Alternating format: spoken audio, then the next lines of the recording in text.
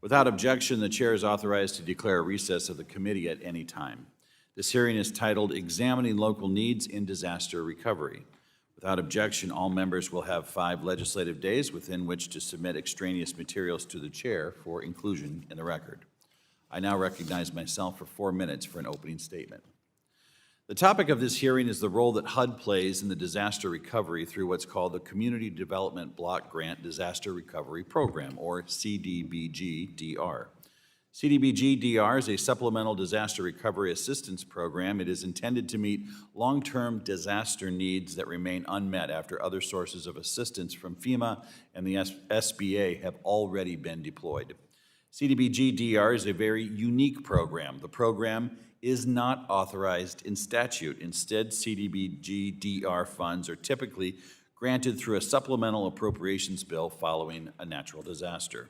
Because these funds are directed through the CDBG program and not any standing program with direct disaster recovery nexus, HUD must effectively rewrite the rules around how an affected area can utilize the funds for each disaster. This lack of structure makes this unauthorized program a nightmare for both its administrators at HUD and the local governments that need the funds. A quick look at some top-line data demonstrates this point clearly. According to a HUD Office of Inspector General report issued in January of this year, of the $109.8 billion allocated through CDBG-DR since its inception, only $64.7 billion has been spent. In other words, only about 59% of CDBG-DR funds have been spent. To be clear, I'm not saying only 59% of the funds were spent last year or in the last 5 years. Only 59% of CDBG-DR funds have been spent ever. If you take a look at some individual allocations, the problem looks even more acute. Out of $2 billion allocated to Puerto Rico and the U.S. Virgin Islands for the 2018 electrical power outages, only about 4.5% has been spent. Out of $16.1 billion allocated for mitigation activities from the 2015 to 2018, only about 16% of those funds have been spent. These abysmal statistics stem from both HUD's slow allocation of funds and grantees' difficulty in utilizing the funds when they are allocated. Additionally, HUD has struggled to conduct proper oversight to prevent waste, fraud, and abuse after the funds are spent.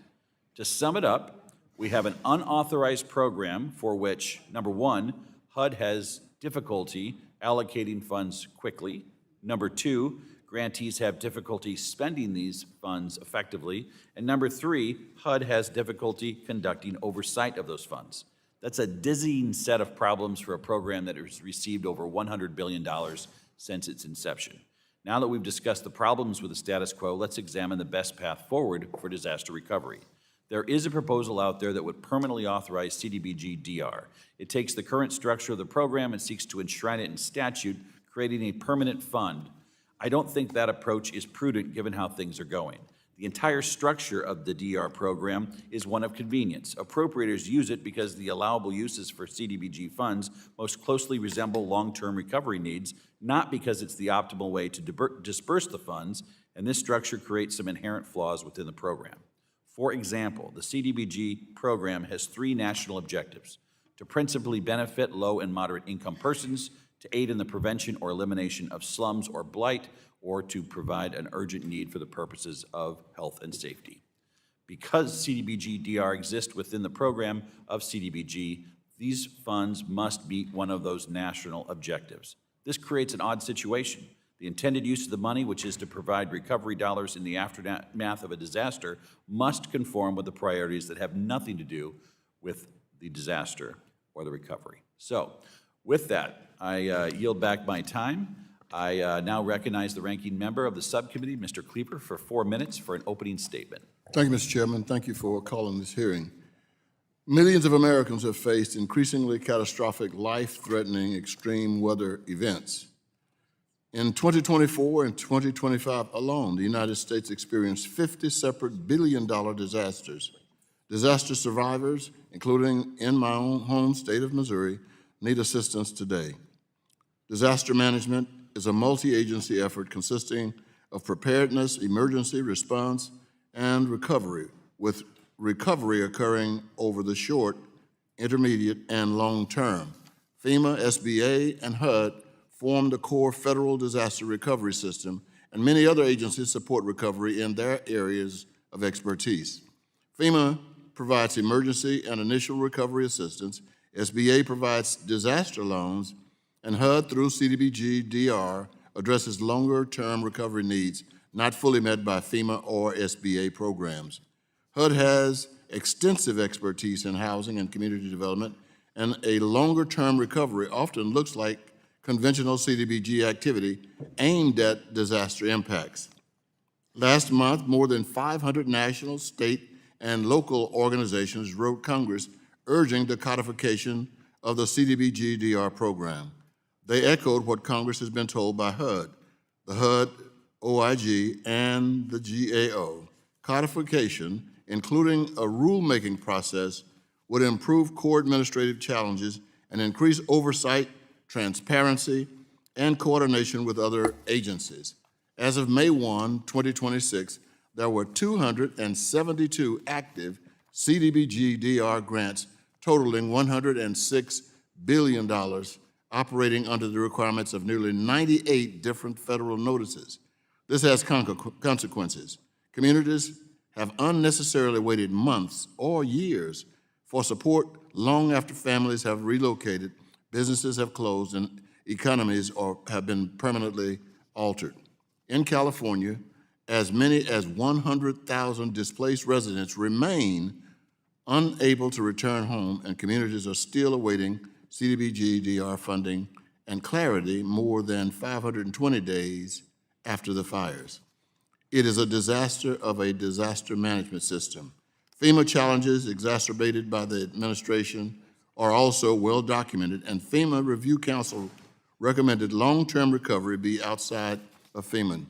Without objection, Mr. Chairman, I would like to include in the record a letter from the National Association of Realtors expressing their views on CDBG-DR. I look forward to the hearing. Thank you. Without objection, it's accepted. I now recognize the chairman of the full committee, Mr. Hill, for 1 minute for an opening statement. Well, thank you, Mr. Chairman, and I appreciate you and Ms. Cleaver having this important hearing. Natural disasters certainly can upend countless lives, leaving families, businesses, and entire communities to face the difficult task of rebuilding. I was involved in that personally, significantly during the post-Katrina environment. And when disaster strikes, federal assistance programs should deliver timely, transparent, and effective support. Unfortunately, in my view, HUD's CDBG-DR program has fallen short of that high standard. It lacks permanent authorization, clear objectives, and consistent program rules. And GAO has repeatedly cited inconsistent program requirements as a key driver of delays, and HUD's own Inspector General has documented more than $690 million in spending that lacked adequate documentation. So the CDBG-DR's targeting rules compound that problem. I look forward to this hearing, looking for solutions and to how to design a program that can actually work. I yield back. Gentleman yields back. Today, we welcome the testimony of Mr. Joseph Jurosik, an analyst in economic development policy at the Congressional Research Office. Mr. Pat Cave, the Senior Vice President of Policy at Enterprise Community Partners. Ms. Heather LaGrone, the Senior Deputy Director of the Community Development and Revitalization Department at the Texas General Land Office, and Mrs. Stephanie Magira, the Deputy Secretary of Community Revitalization at the North Carolina Department of Commerce. We thank each of you for taking the time to be here today. Each of you will be recognized for 5 minutes to give an oral presentation of your testimony. Without objection, your written statements will be made part of the record. Mr. Jurosik, you are now recognized for 5 minutes for your opening oral remarks. Thank you. Committee Chair Hill, Chair Flood, Vice Chair De La Cruz, Ranking Member Cleaver, and members of the subcommittee, thank you for the opportunity to testify before you today. My name is Joe Jurosik. I'm an analyst in economic development policy with the Congressional Research Service. The role of CRS is to provide objective, nonpartisan research and analysis to Congress.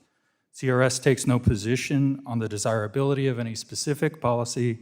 Any arguments presented in my written and oral testimony are intended to inform Congress and not to advocate for a particular policy outcome. This CRS testimony will provide an overview of Community Development Block Grants for Disaster Recovery, or CDBG-DR, and related issues. CDBG-DR is a form of long-term disaster recovery assistance provided at the discretion of Congress through supplemental appropriations. CDBG-DR is a form of, apologies. These funds are administered by the Department of Housing and Urban Development and are intended to support needs not met by other forms of federal disaster aid. CDBG-DR is not a standard federal program with its own standing authorization or regulations. Instead, the funds are subject to the conventional HUD Community Development Block Grant Program's statutory authority and regulatory requirements, plus any waivers established by Congress or HUD. As such, program requirements may vary from grant to grant and allocation to allocation. Some analysis suggests that the ad hoc nature and block grant structure of CDBG-DR has allowed Congress and HUD to adapt grant requirements to the specific needs of disaster-affected communities. Some other analysis appears to indicate that its structure may have also contributed to challenges in grants management, coordination, and prevention or detection of improper payments, among other issues. Both GAO and HUD's Office of Inspector General have recommended broad structural reform to CDBG-DR or similar investments as a means to provide long-term disaster recovery assistance for unmet needs. Such recommendations have included calls for formal statutory authorization by Congress and standardized regulatory codification by HUD. HUD has instituted some measures to standardize CDBG-DR processes within the current framework. For example, in 2025, HUD adopted the Universal Notice, which is a uniform rulemaking document designed to accompany CDBG-DR allocations when provided by HUD under congressional authority. Specifically, the Universal Notice is intended to provide increased transparency, consistency, and more timely access to CDBG-DR funds by grantees to help minimize program delays and accelerate recovery. Some members of Congress have also introduced legislation that would authorize CDBG-DR or a similar program. For example, in the 119th Congress, the Reforming Disaster Recovery Act would formalize HUD's role in disaster management by establishing the Office of Disaster Management and Resiliency within HUD, authorizing CDBG-DR as a standing program, and establishing a dedicated fund in the Treasury for CDBG-DR. Alternatively, the Natural Disaster Recovery Program Act of 2025 would establish unmet needs assistance authorities within the Federal Emergency Management Agency, or FEMA. Any authorization of unmet needs assistance may require Congress to consider a range of questions, including but not limited to what agency might be the best fit to administer this program, what primary objectives would guide the program's design, and what, if any, aspects of the current approach might be retained. Congress could also consider expanding pre-disaster mitigation investments as an alternative or additional approach. Thank you again for the opportunity to testify before you today. I look forward to your questions. Thank you very much. Mr. Cave, you are now recognized for 5 minutes for your oral remarks. Thank you, Chairman Flood, Ranking Member Cleaver, Chairman Hill, and Ranking Member Waters, and the members of the subcommittee. Thank you for the opportunity to provide testimony on examining local needs in disaster recovery. My name is Pat Cave. Know that I served Congressman Richard Baker from Louisiana on this subcommittee over 30 years ago when Rick Lazio chaired the subcommittee. It's an honor to be back to testify. Presently, I'm the Senior Vice President of Policy for Enterprise Community Partners. Enterprise is a national nonprofit that exists to make a good home possible for families across the country. We support community development organizations on the ground. We aggregate and invest capital. We advance housing policy at every level of government and build and manage communities ourselves. Since 1982, we have invested $92 billion and created or preserved over 1 million homes. As a Louisianan, I have a personal understanding of the urgency of disaster recovery. In 2005, I co-founded a community development nonprofit committed to building sustainable, affordable communities in vulnerable regions after natural disasters. We developed housing for over 460 Louisiana families in the wake of Hurricanes Katrina and Rita, and built nearly 100 homes in California after the wildfires, and in Florida after Hurricanes Irma and Michael. My testimony makes 3 points. We should build resilient housing to withstand disasters both before and after storms. We should preserve and retrofit existing housing before the next storm. And we must draw lessons learned when disasters strike so we can expedite recovery. Through our Building Resilient Futures initiative, Enterprise focuses on advancing cost-effective building practices, showing that resilient and efficient housing can be delivered at scale in a practical way. Our Enterprise Green Communities framework, which is used in both new construction and in rehabilitation, provides a set of standards that promote durability, efficiency, and long-term performance. And to date, nearly 240,000 homes have been developed or preserved using these approaches, supporting over 2 million residents. We work at the state and local level in targeted technical assistance. We also work closely with state housing finance agencies to incorporate resilience, for example, in the low-income housing tax credit program. Even as we build stronger homes, a significant portion of recovery happens across the existing housing stock. For many communities, particularly smaller and rural communities, this is where the greatest need and the most practical opportunity exists. Across the country, much of the housing stock is aging and increasingly vulnerable. In states like Nebraska, for example, nearly half of the state's housing stock was built before 1970, over 66 years ago.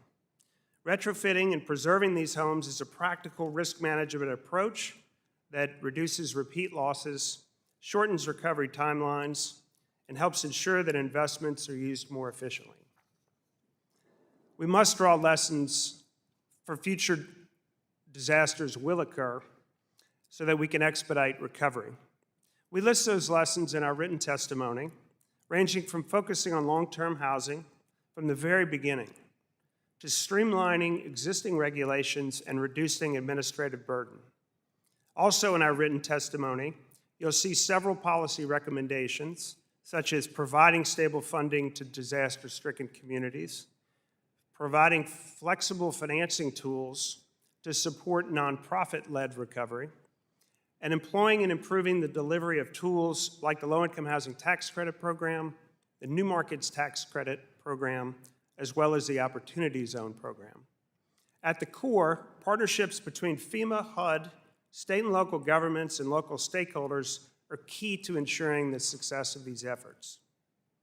So on behalf of Enterprise, I want to thank Chairman Flood, Ranking Member Cleaver, Chairman Hill, and the members of this subcommittee for your continued attention to these issues and your bipartisan leadership.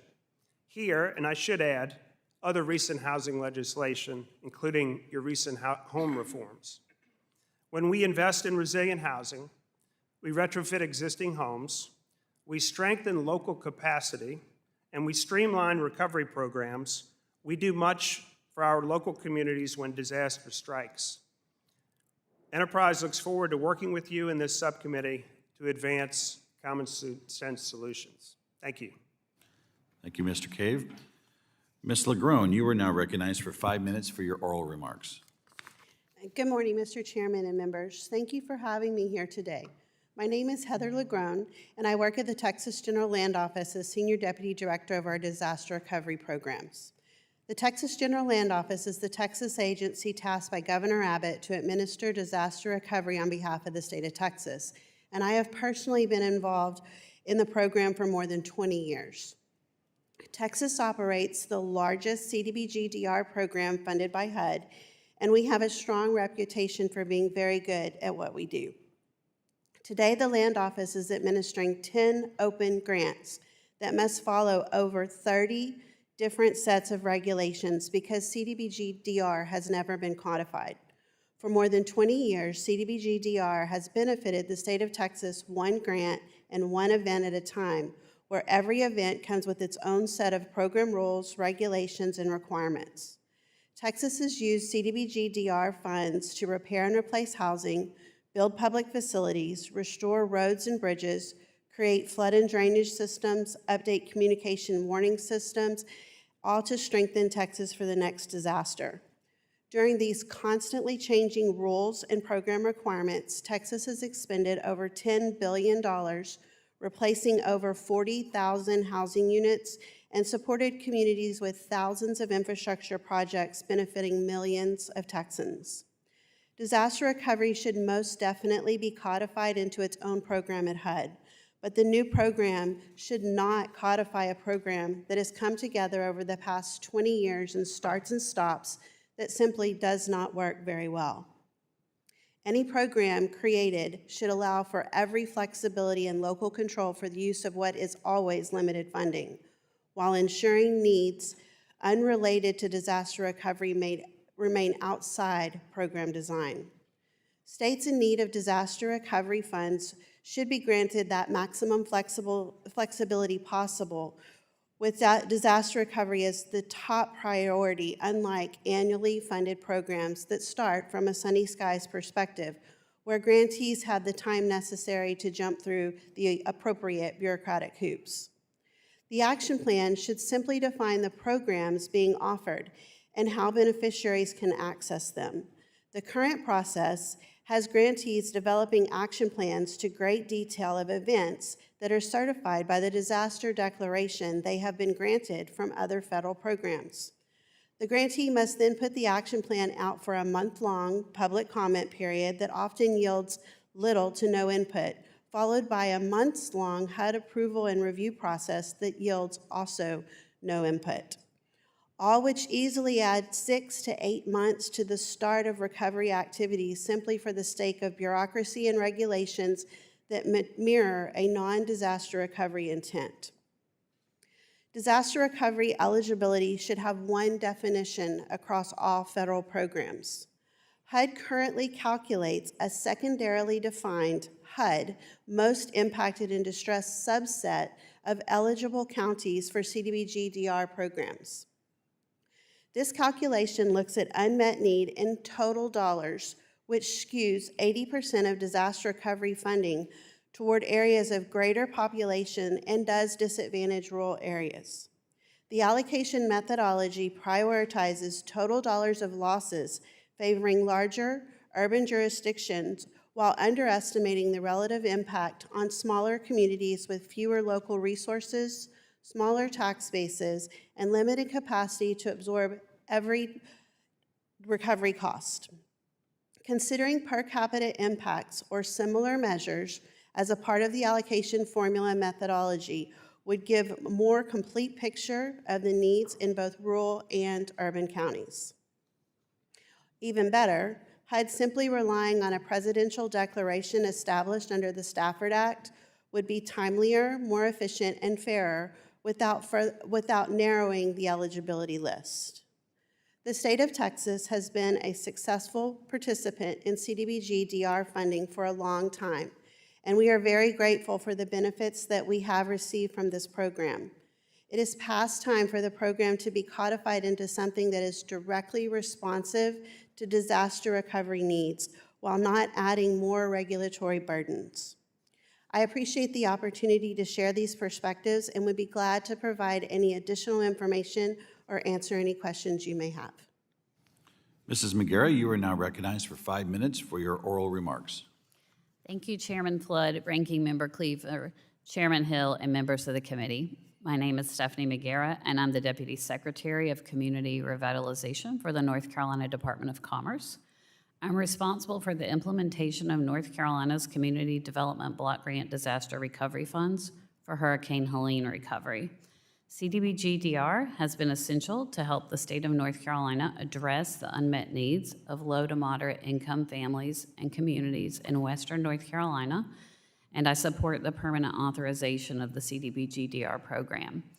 While CDBG-DR is flexible funding that allows states and local governments to respond to the disasters they have experienced. Improvements could be made to the program's requirements and processes via permanent authorizing language.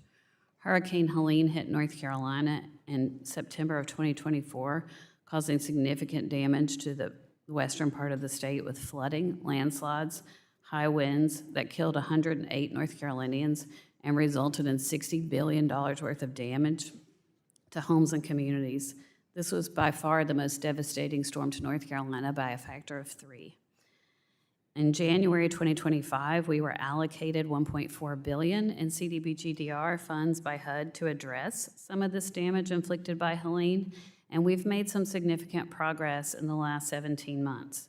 We've developed and launched recovery programs, received 8,000 applications for single-family housing repair, and completed the construction of now 70 homes with another 950 more underway. And we've opened application windows for multifamily housing and commercial district revitalization with infrastructure soon to follow. While we received CDBG-DR funding more quickly this time in comparison to previous disasters, there are additional improvements that can be made to the program that will facilitate faster and more efficient recovery for disaster survivors and communities. I respectfully propose that the committee consider the following changes to enable CDBG-DR to be quicker and more responsive. 1, promote permanently authorize CDBG-DR while promoting flexibility. We waited 3.5 months for Hurricane Helene allocations, but in the past, we had to wait 1.5 years. And permanent authorization would allow HUD to issue a notice of allocations more quickly and make disaster recovery more reliable and faster.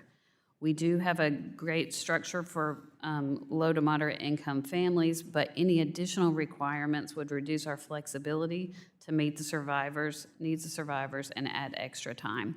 We also need flexibility because even within North Carolina, what happens in eastern North Carolina and our recovery there in a flat coastal area is very different than the recovery required in western North Carolina, which is mountainous. Secondly, I would suggest that you allow states to leverage our action plans that are already in place. Heather talked about this from Texas's perspective. Ours process took at least 4 to 5 months, and I'm regularly talking with citizens in Western North Carolina who are sitting in moldy houses. So the 4 to 5 month process could have been greatly reduced. Third, make data sharing agreements between federal agencies and CDBG-DR grantees automatic. It's important that we get the data from these other federal agencies, but it takes months. Again, we have a lot of distrust of government in Western North Carolina, so we had to knock on 56,000 doors in order to get people to know about this program and to be willing to talk to us to register. We needed the FEMA data to do it, we just needed it a lot faster. Fourth, remove overlapping federal, state, and local requirements.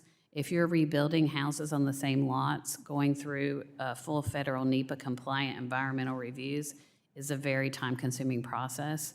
It took us 7 months to get through a Tier 1 environmental review, and then for each individual home, we're waiting another 80 to 90 days. So again, whatever we can do to streamline these requirements would be helpful, and it will make sure that more funds are directed to recovery costs as opposed to administrative expenses. I would like to express my gratitude and appreciation to the HUD grants management staff who've really helped North Carolina as we set up a new state recovery structure. And I appreciate the willingness of this committee to consider permanent authorization of CDBG-DR funding to speed recovery for low to moderate income families and communities while maintaining the flexibility of these funds for states and local governments doing the difficult work of recovery. Thank you, and I welcome any questions. Thank you very much. I'll now turn to member questions. I recognize myself for 5 minutes. Ms. LaGrone, you provide a unique perspective to our conversation today as a representative from Texas, a state that's seen more than its share of disasters. You've been the subject of several allocations of CDBG-DR funds. Can you provide us with some useful insight into the problems with the current formation of the program? Here's my question. You said in your testimony that CDBG-DR, quote, simply doesn't work well, end quote. Can you describe the most significant challenges your state has with CDBG-DR allocations? Yes, sir. Thank you for that question. It literally just takes too long to get to the funding. All of the hoops that we have to jump through to get to the funds is what is delaying recovery efforts. So is there any difference in how the funds can be used in a large urban area versus a rural area? Do any of those geographic issues present challenges with the program? There's always limitations in capacity of the governments that we're working with and their ability to implement the recovery. And in some cases, that capacity is not necessarily better in an urban area or less in a rural area. But we definitely see capacity issues with those communities. So a lot of technical assistance is definitely required for those communities. Have you had an opportunity to review the Senate's amended version of the 21st Century Road to Housing Bill? Yes, sir. Are you familiar with Section 501? Yes, sir. And this is the section entitled Reforming Disaster Recovery Act, is that right? Correct. Does this provision sufficiently address your underlying concerns with the way the program functions? No, sir. It is codifying the program that we're operating today, and it adds a few extra regulations on top of that. Thank you very much. Next, I'd like to pivot to what some alternative ideas on this matter may be. As I think about what we should prioritize in disaster recovery, I think we need funding that is flexible, works quickly, and prioritizes mitigation and resilience. I appreciated Mr. Cave's comments on that. After all, if we're asking taxpayers to allocate funds for these projects, we want to ensure the area that receive federal funds is better prepared in the event of another disaster. Mr. Cave, Ms. LaGrone, Mrs. Magera, you have varying views on the effectiveness of the program. My question for each of you is whether you would be open to ideas for disaster recovery that seek to replace the current structure of the program with an alternative operating outside the structure of CDBG. Let's start with you, Mr. Cave. Yeah, we had a set of policy recommendations in the written testimony. I would say two things. One, CDBG-DR is not enough, right? We should commit to streamlining the program, and we do support CDBG-DR, and we would invite a conversation about other solutions. Ms. LaGrone?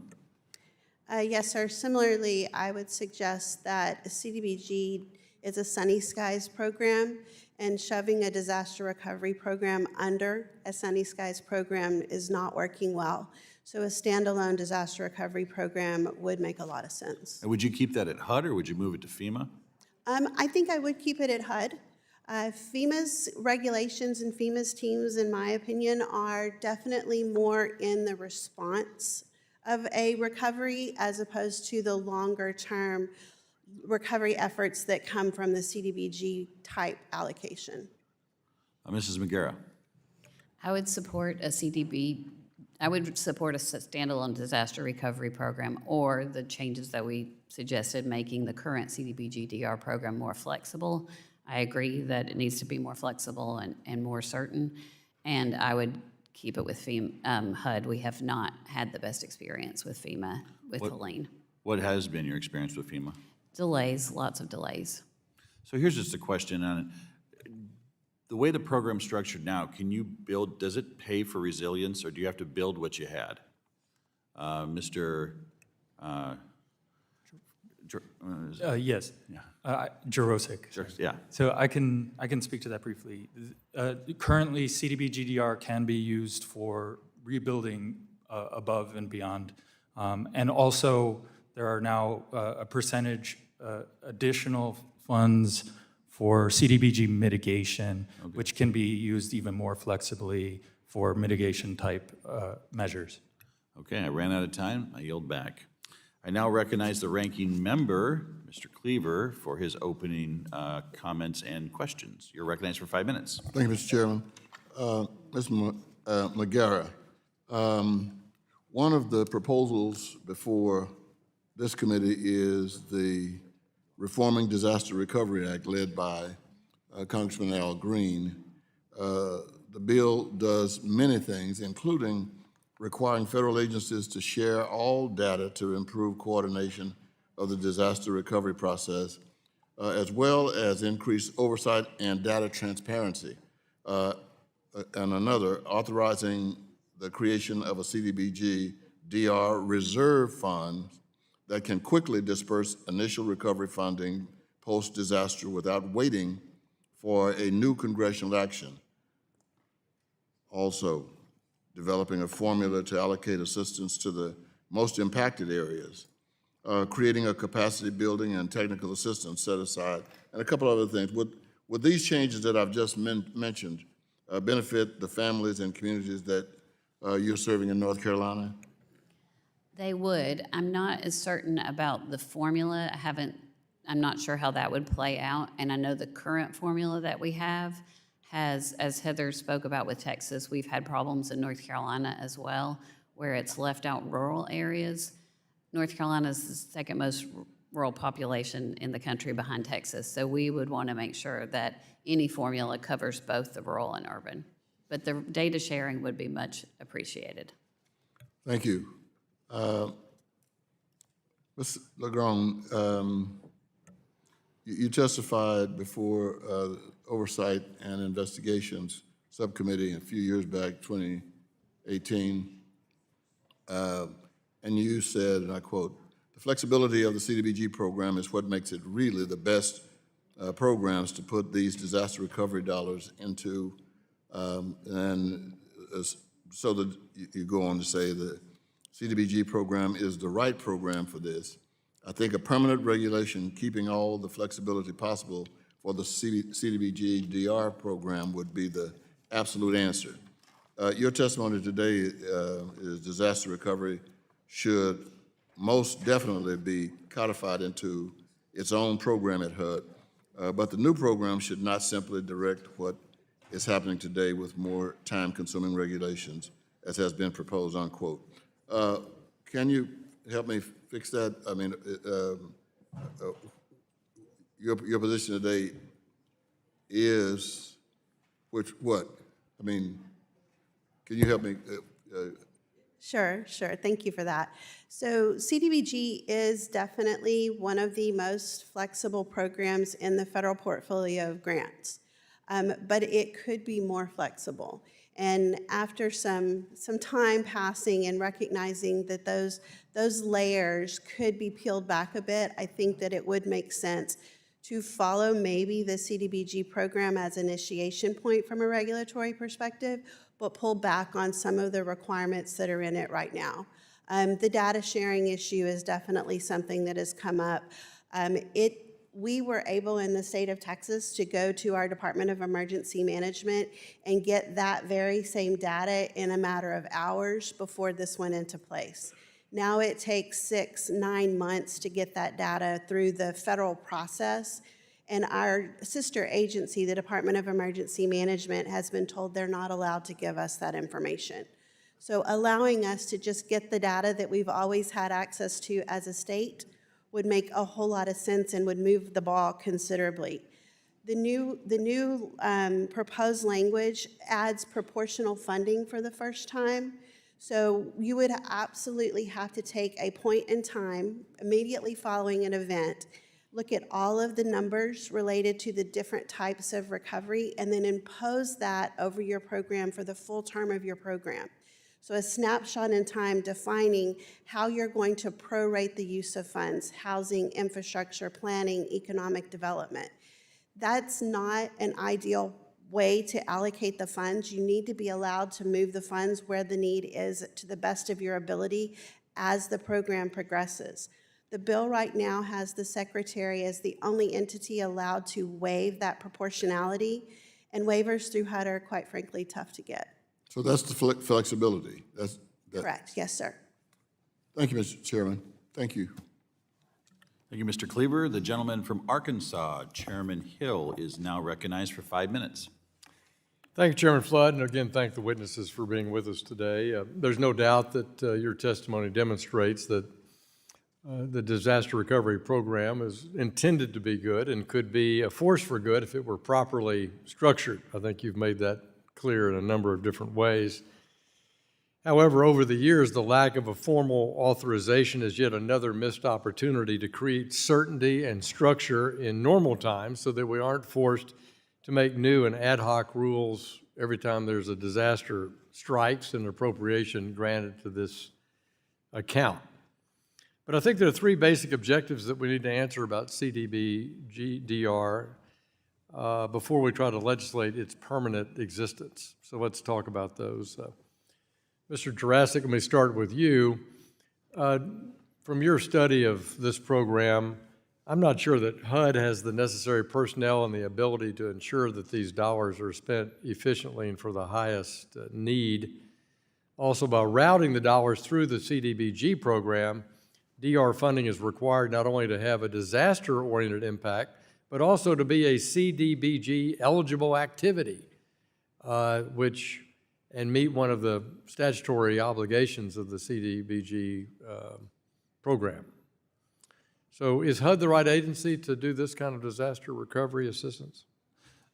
So Congress has definitely considered other options, and I can't necessarily say what the right fit would be. I would note, yes, that GAO and OIG have consistently raised concerns about staffing capacity at HUD and the time and the guidance provided internally for reviewing CDBG-DR paperwork and grantee documents.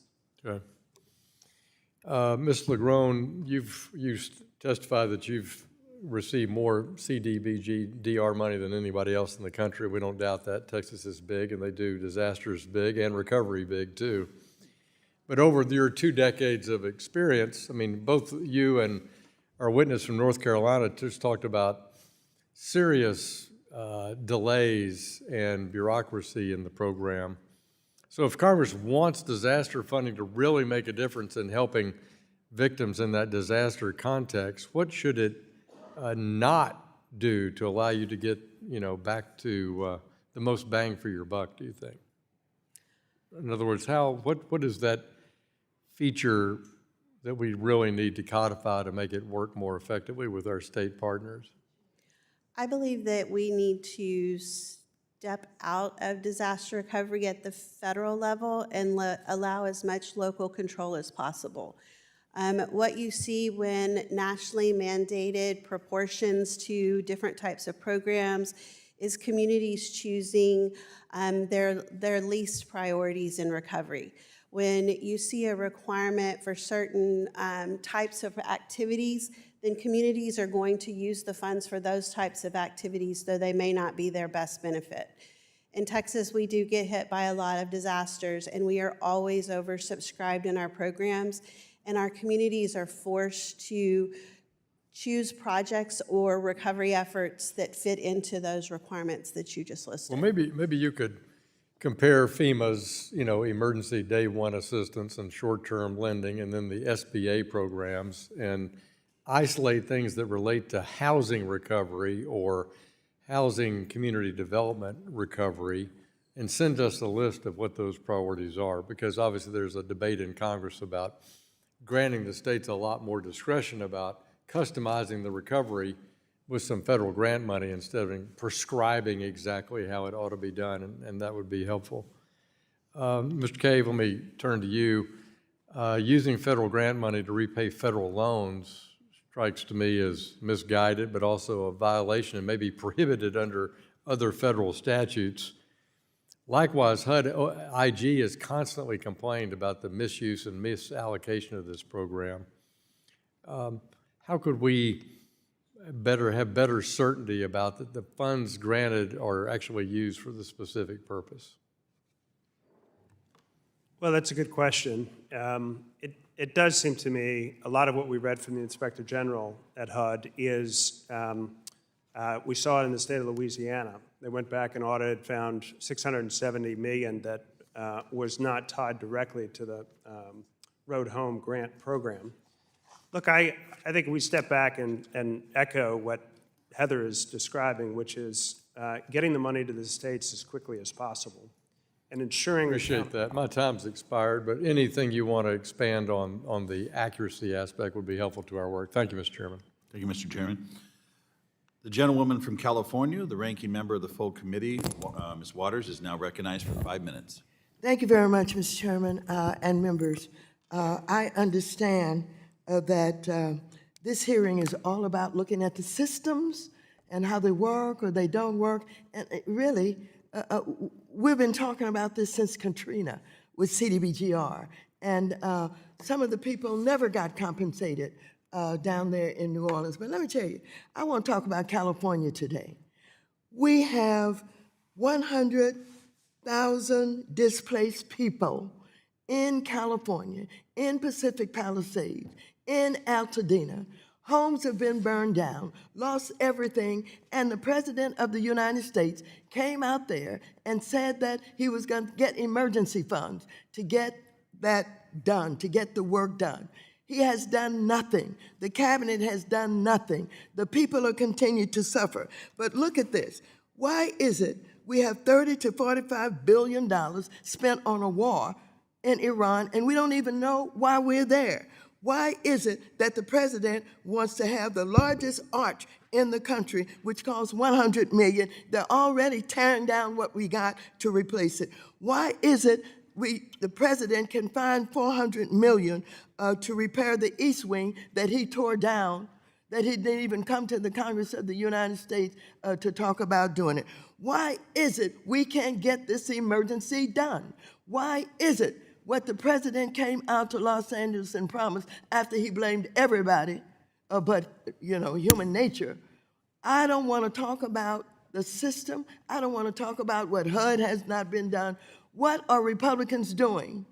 What is the President of the United States doing to get that money out to California? You're destroying our city. You have people at each other's throats. You have an election that's in chaos, all about the fact that we don't have the emergency money. That's what I'm all about. And so if I'm a little bit upset about this today, it is because I've just come from another meeting where we're talking about who's to blame for what. The President of the United States of America can find money to do whatever he wants to do with it. But I know one thing that I believe about him. He's punishing my state. He's punishing my city. He's punishing my county. People are suffering.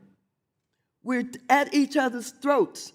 And all of those who are taking the blame in the city are taking the blame for what the President of the United States is not doing. He can provide the leadership on this. He's brazen. He doesn't care about anything or anybody else when he decides to do something. So what can we say?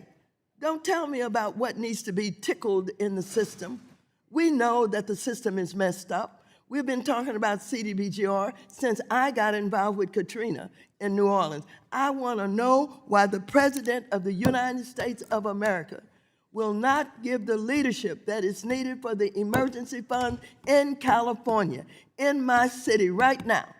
Stop this meeting and let's talk about California right now.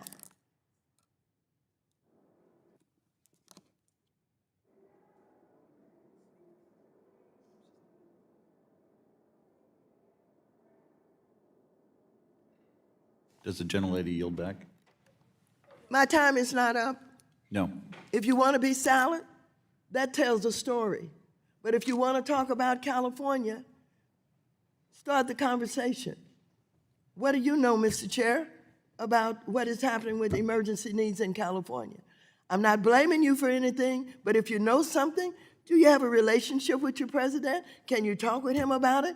California wants to have their government of the United States of America do what it's supposed to do in an emergency.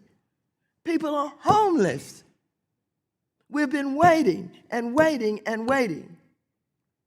Anybody got anything to say today about California, about Los Angeles, about Pacific Palisades, about Altadena? People are on the ground. They're still trying to find homes to live in. They're asking for help. I've been helping the ministers out there. We had over 10 ministers whose churches and homes had been burned down. And I had friends come all the way from New York with $100,000 to try and help them, to at least get some clothing to go on their back, to find some place to stay. And so if I'm being disruptive, that's exactly what I want to be. I want to be disruptive today.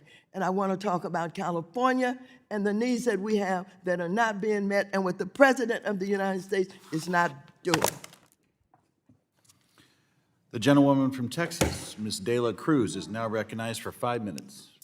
Well, thank you, Mr. Chairman, for holding this hearing today. And my goodness, my colleague wanted some answers about California, and she asked, does anybody have anything to say about California? I sure do when it comes to election fraud and the terrible state leadership that has caused the homelessness that my colleague. That's not wants to talk germane to about this it. hearing. Excuse me, but I'm reclaiming my time because this is my time. So that being said, we're going to talk about another issue that is very important besides the terrible leadership that California has and that has caused the homelessness that my colleague wanted to talk about that.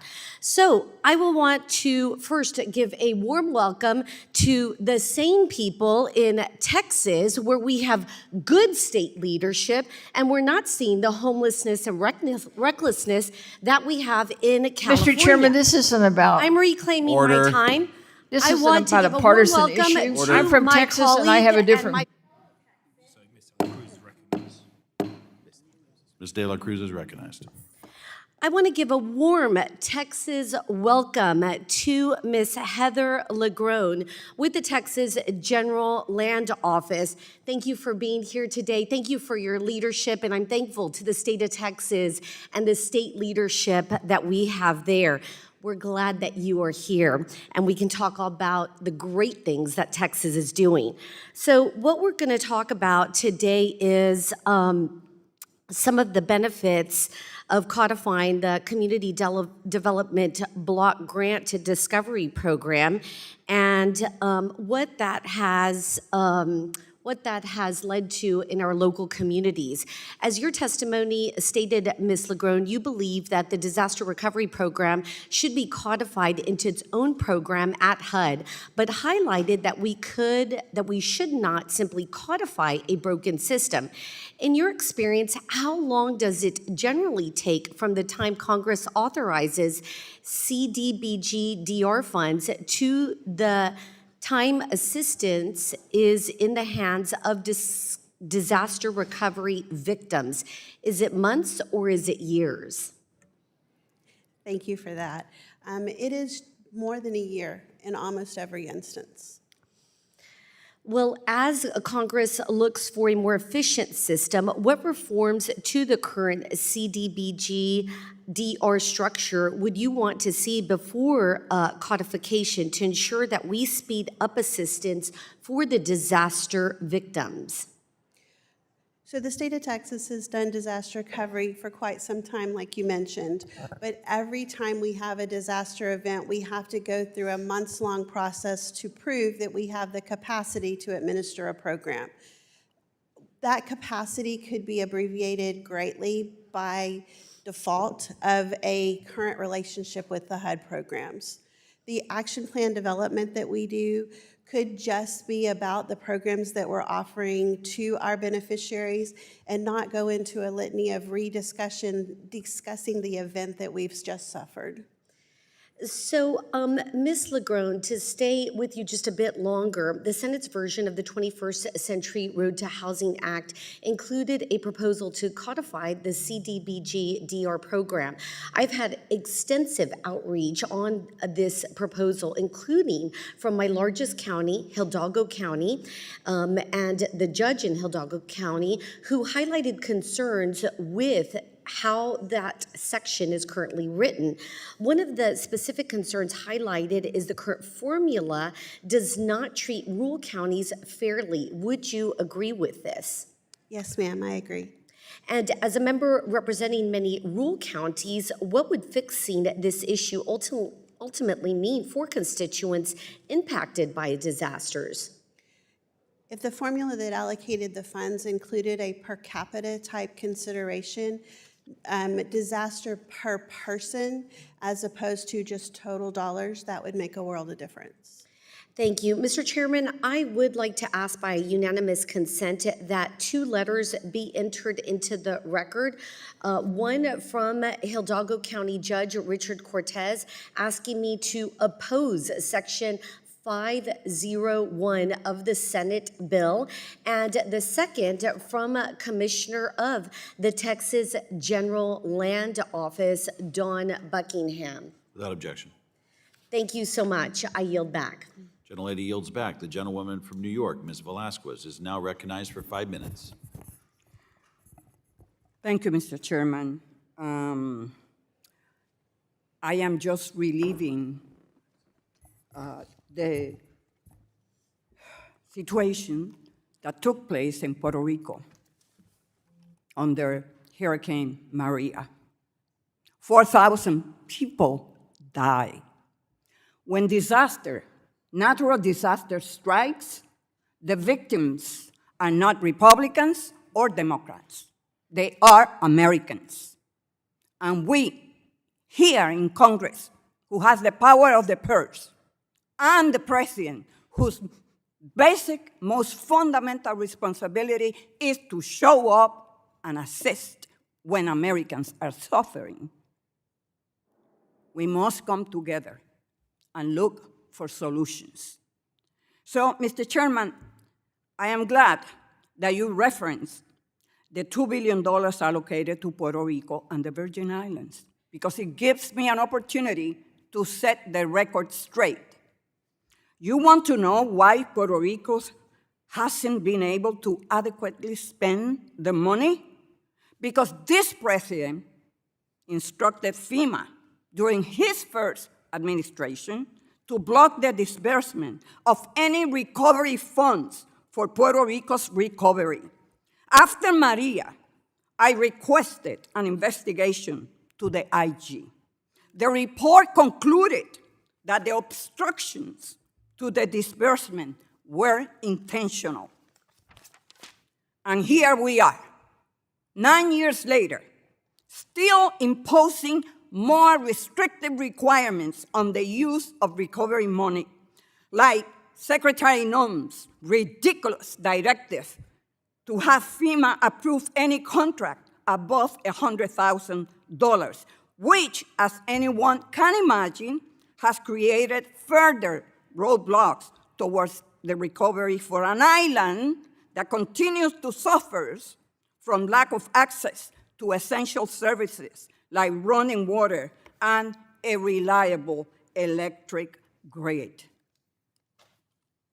So I'm glad that I was given this opportunity to set the record straight, because we, as Americans and as members of the US Congress, should be ashamed that we allow for the people of Puerto Rico today not to be ready to face even a Category 1 hurricane. Shame on us. These are Puerto Rican Americans. They are our problem because we acquired them in 1898. And until the last day that I'm here, I will be fighting to make it right. So, Ms. Legrand, I think that we can all agree that funding for disaster recovery should be delivered as quickly as possible. Yet, during previous attempts to codify the CDBG-DR program, I have maintained that states, localities, and territories need the flexibility to utilize federal resources in ways that best serve their needs. After all, not every disaster is the same. How do you think we strike that appropriate balance? And I heard you loud and clear when you say that one of the biggest issues that we have is that it takes too long to get to the funds, and two, capacity issues, technical assistance. Imagine for 3.5 million Puerto Rican Americans whose main language is Spanish. So please. Thank you for that. Disaster recovery is, like you say, not a one-size-fits-all program, and nor should it be. Recovering from a fire is different than recovering on an island, than recovering in the state of Texas is. So again, back to that flexibility that we've been talking about all morning, it being so very critical to how we move the funds forward. Giving the ability to make those decisions on the ground, giving the technical assistance that's necessary from HUD very timely, as opposed to waiting for answers or having to do the best that we can with the information that we have.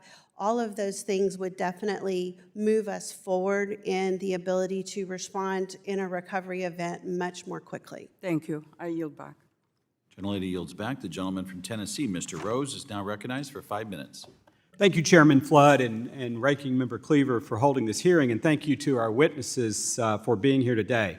Let me be blunt. The Community Development Block Grant Disaster Recovery, CDBG-DR, kind of a mouthful program, is slow, duplicative, and routinely fails the very people it is supposed to help.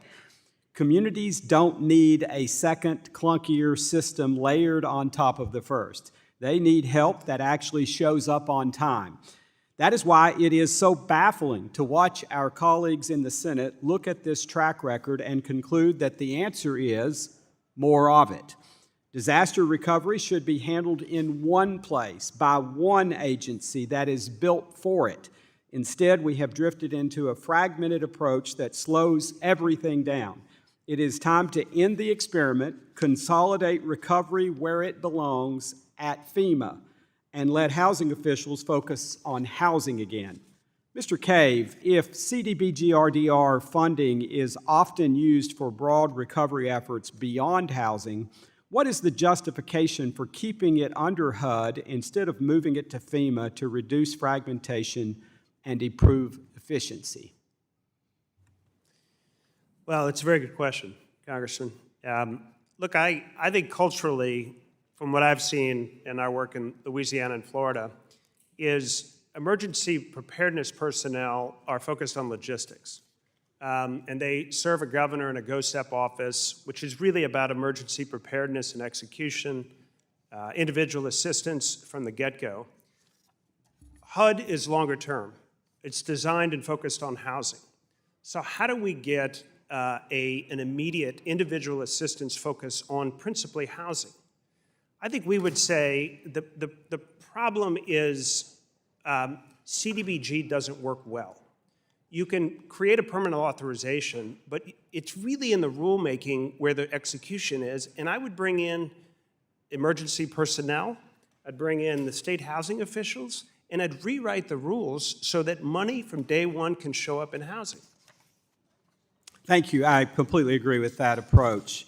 Ms. Legron, you advocate in your written testimony for a unified disaster recovery eligibility standard. But as long as HUD and FEMA run parallel programs, differing rules are inevitable. Doesn't that contradiction suggest that consolidation at FEMA is the only realistic path to cohesion? Thank you for that. I agree with Mr. Cave that FEMA's current mission is more about that immediate response, whereas HUD is more equipped for a long-term operation. We just need to drag HUD a little closer to that response thought process. I think you're more optimistic than you should be about the ability for two federal agencies to collaborate on something like this. So with all due respect, I think the answer is one place or the other, and I think because we are talking about responding to emergencies, FEMA is that place and should be that place. Mr. Jurasik, given the ad hoc structure of the CDBG-DR program, HUD's Office of Inspector General has identified persistent weaknesses in grantee guidance, oversight, and data collection that heighten the risk of improper payments and make it more difficult to detect fraud, waste, and abuse. Past examples, including over $690 million in questionable spending in Louisiana's Road Home program and continued GAO warnings, underscore these vulnerabilities. Could you briefly explain the key oversight gaps in CDBG-DR and how they contribute to these risks? And you got about a minute. Thank you for the question. Yes, I think part of the issue is the lack of authorization can, create a situation where HUD is essentially standing up a new program each time that Congress provides the funds. Additionally, both OIG and GAO have identified deficiencies in HUD's internal communication, internal guidance on monitoring and assessing grantee capacity, among other issues.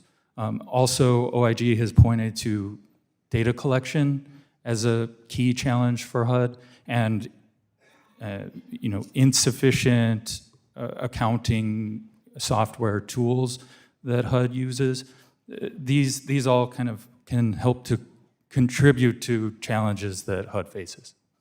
Thank you. I see that my time's about to expire. Appreciate your frank answers, and I yield back the balance of my time. Gentleman yields back. The gentlewoman from Massachusetts, Ms. Presley, is now recognized for 5 minutes. Thank you, Mr. Chair. I represent the Massachusetts 7th, which is a frontline community. We've experienced and endured all types of natural disasters, from hurricanes to blizzards, severe flooding, and with increasing frequency due to climate change, frontline communities throughout the country are witnessing firsthand how natural disasters affect public health, personal finances, mental wellness, and even housing affordability. When a natural disaster hits, housing prices rise. This is the economics of supply and demand. Homes are destroyed, people have to move, so there is greater need and the costs increase.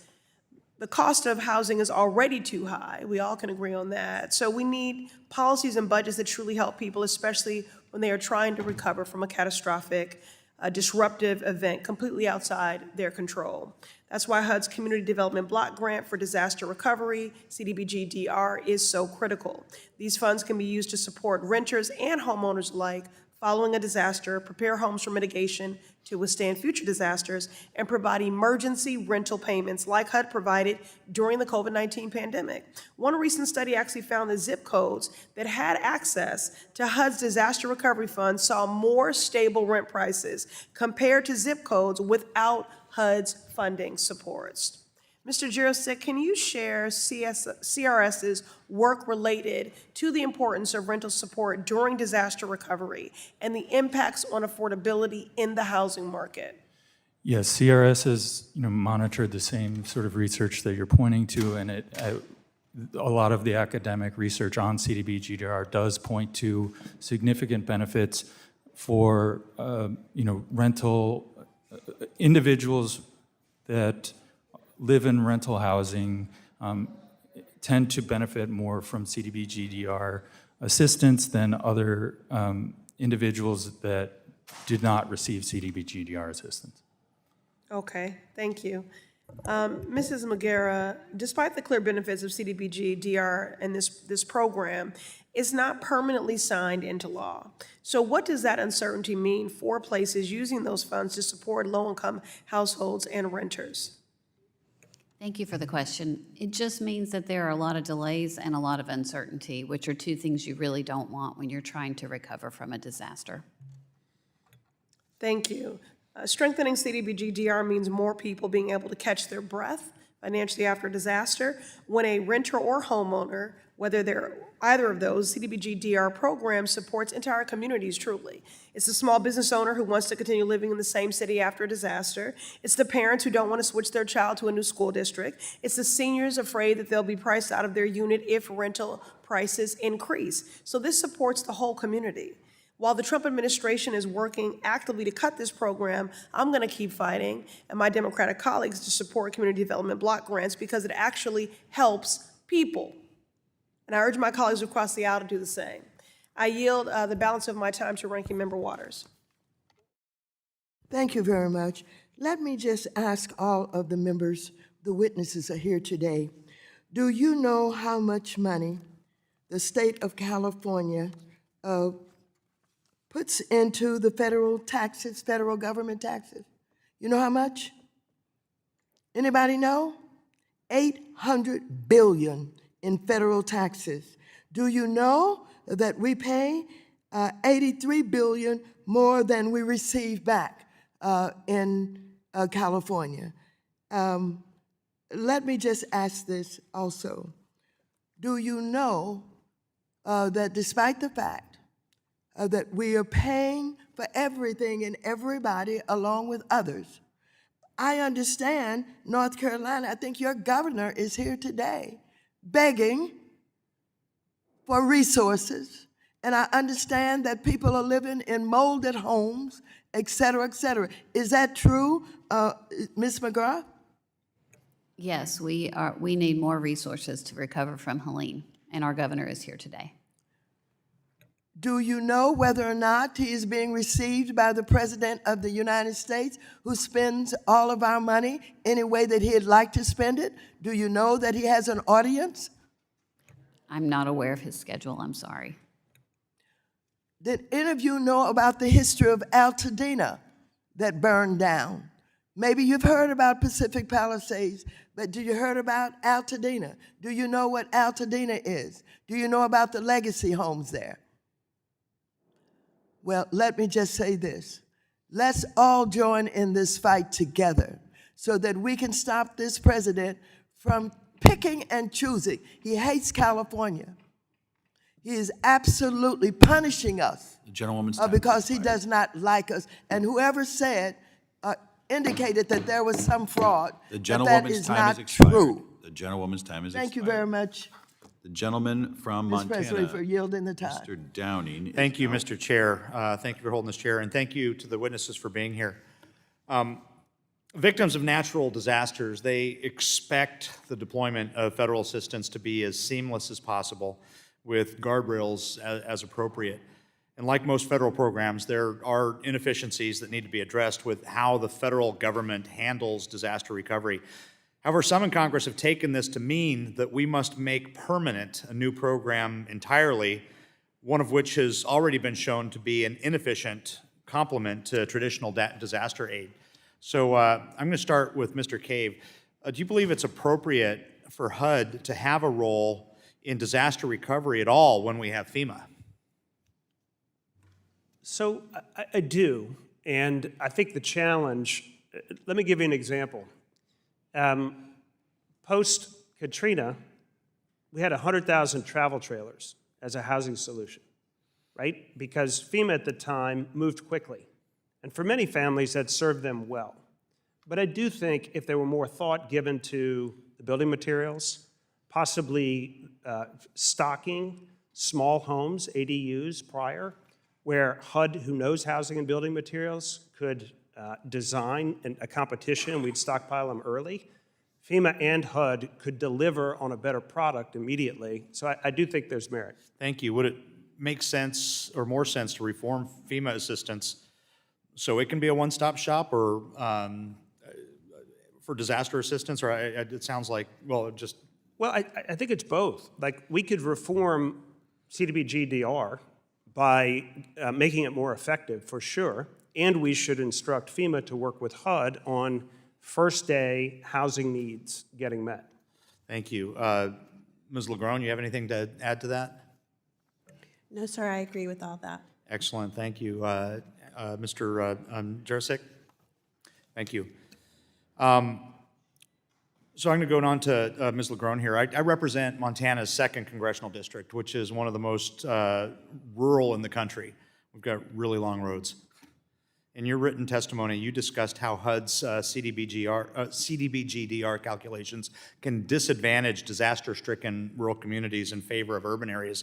So can you describe why that is, and more importantly, what Congress can do to address it? Thank you for that. Yes, so when HUD does the calculation to decide most impacted and distressed, they look at a total dollar value associated with damage or unmet needs. So obviously, the more rooftops that you have to be damaged, the more likely that number goes up.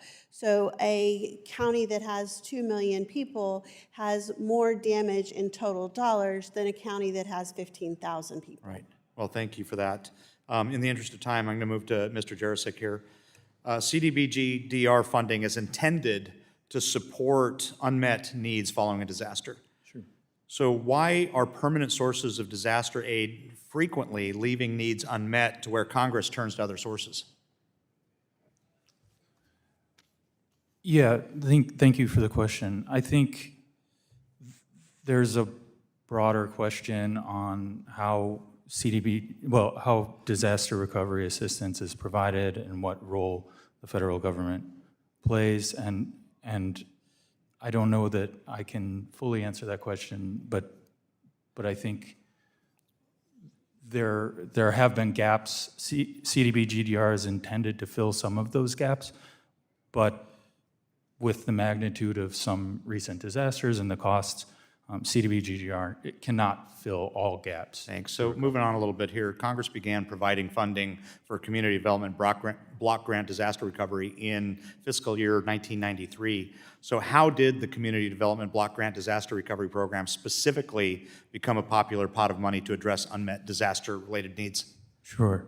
So this stemmed mostly out of a Government Accountability Office recommendation in 1991 after several 1989 disasters, where GAO identified some challenges with coordination federally and gaps in the federal government's provision of assistance for housing and what agency ought to play the primary role in that.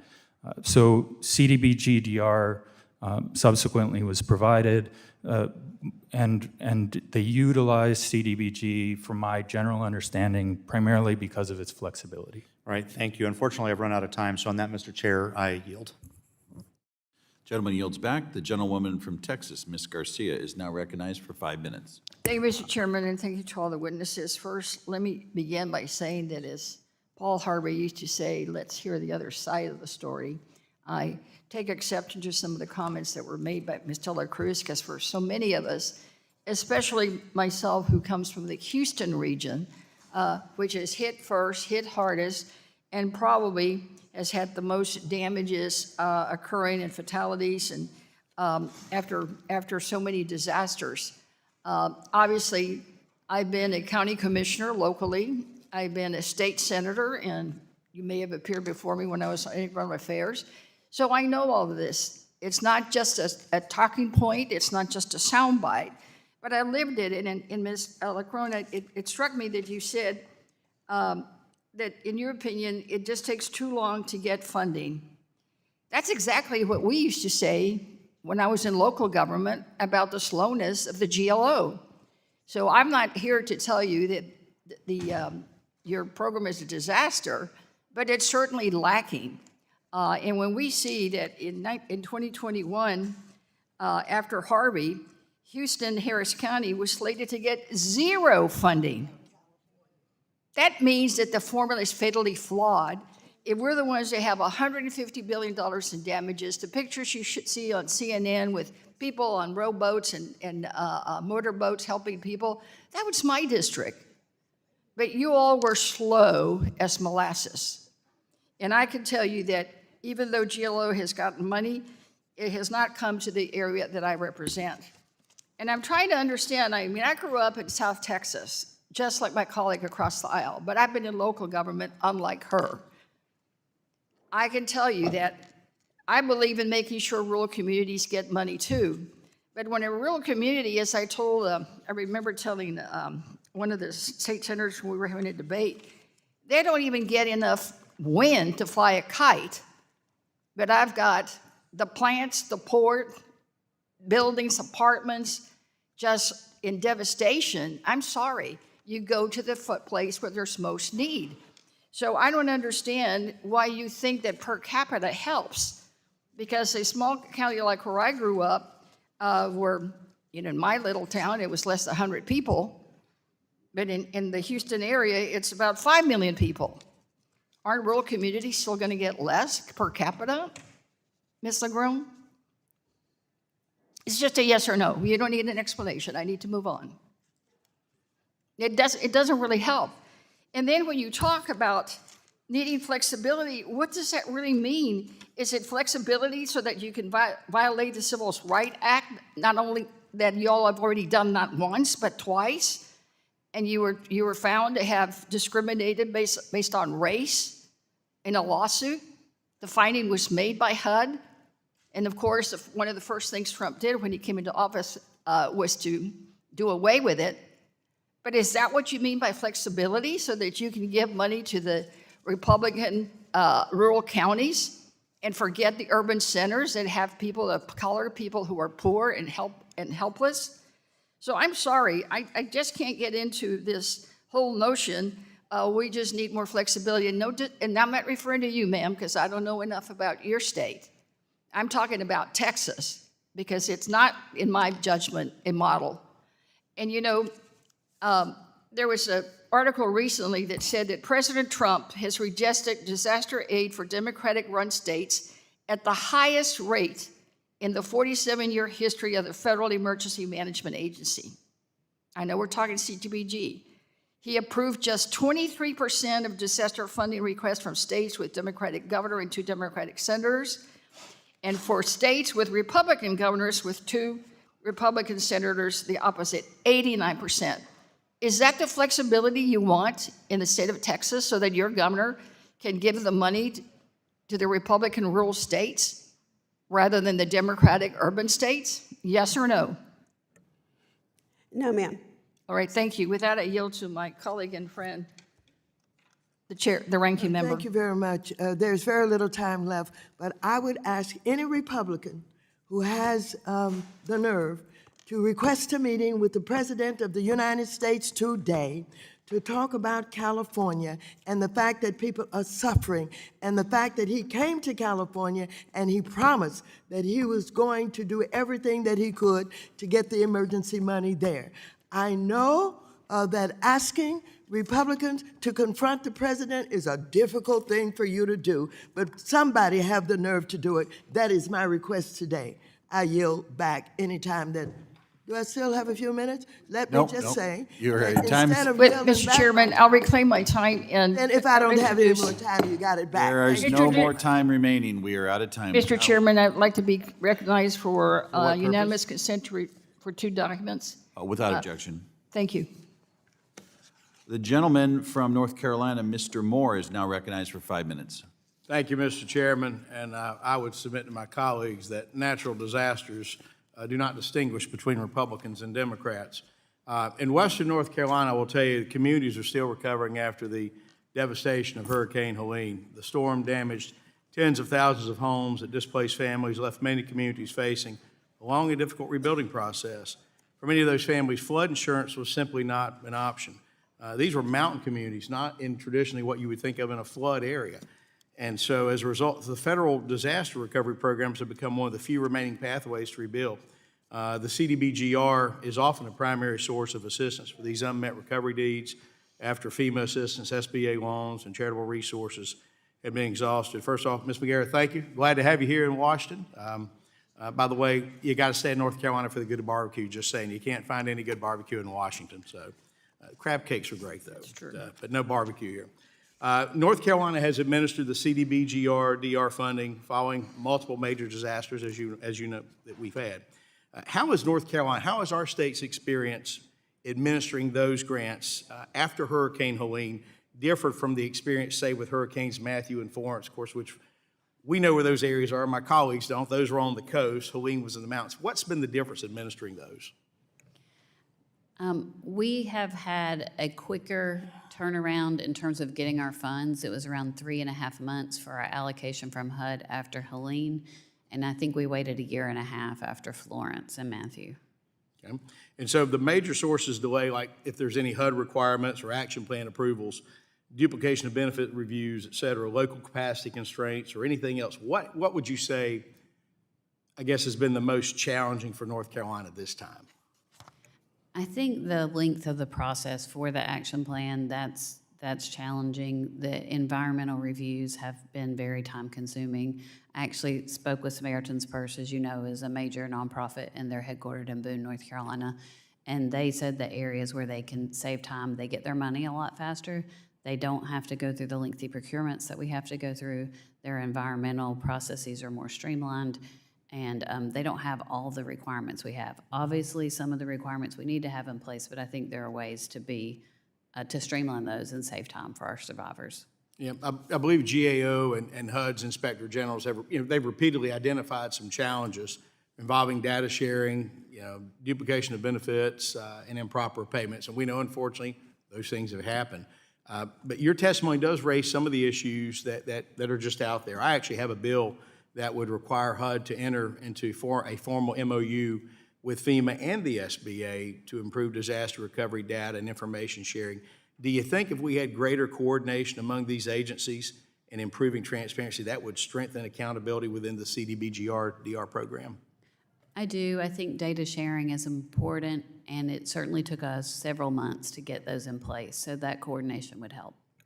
And just in light of where you are now, how would you describe the response now with Grow NC versus what we had before with what's called NCORE in terms of meeting, particularly on the housing side? I think we've made improvements in North Carolina that were much needed. Very good. Let me switch to Ms. LaGrone just a moment as well. Do you think that greater transparency into HUD's allocation methodology would provide states with more certainty as they plan recovery efforts? Yes, sir. Would this reporting requirement help Congress, in fact, conduct more effective oversight and make better informed decisions when authorizing and funding future disaster recovery programs? I think y'all would know where the money was going much better. I think so. You know, the president has repeatedly emphasized that states should lead disaster recovery efforts. And a lot of that principle recognizes a reality, and that is that state and local officials are closer to the challenges facing communities than folks in Washington, D.C. And I can, I was on the plane with the president when he came to Western North Carolina. It's something that I will never forget, that in the same week that President Trump, Mr. Chairman, that he was sworn into office at the inauguration, the first trip he took outside of Washington, D.C. was to Western North Carolina, where he came there and told our folks, the folks I represent and others, that they would not be forgotten. And I can tell you that what I've seen from this administration, from this president, is an absolute commitment to getting relief to Western North Carolina. We've got a lot of challenges, a lot of unique challenges, because you think of hurricanes, you think of a coast. The water comes up, the water goes down. In the mountains, it doesn't work that way. And so it has posed a lot of challenges. Ms. McGarry, I appreciate the work you've been doing there at the state and what what NC Grow is doing, and appreciate that. And glad to hear from you today. With that, Mr. Chairman, I yield back. Gentleman yields back. The gentlewoman from Michigan, Ms. Tlaib, is now recognized for 5 minutes. Thank you so much, Chairman. We all know that climate change is increasing the frequency and severity of disasters. Just alone yesterday, there was a tornado watch and flood warnings all throughout my district. And in my district, I know devastating rainstorms have increased in their intensity, volume, and regularity. And I know many of my colleagues know here, I even introduced Fix Our Flooded Basement Act because FEMA doesn't cover flooded basements. It's built on the coastal communities, but in Midwest, we are now seeing 2 years after a big flood, toxic mold and so much of things that you just can't imagine having in your own home, and now it's unsafe for many of my families to live there. But, in the middle of the century in Metro Detroit, we used to consider, I think, what we call the, quote, 100-year storms are projected to occur every, 16 years. So any conversation about future of disaster recovery must address the need of climate resilience. They don't want to call it climate, I don't care. I just want them to acknowledge there are more floods than ever. Increasing our climate resilience can save lives and property during a disaster. It can protect our homes. It can strengthen our local economies and provide benefits to our communities, even on perfect sunny days.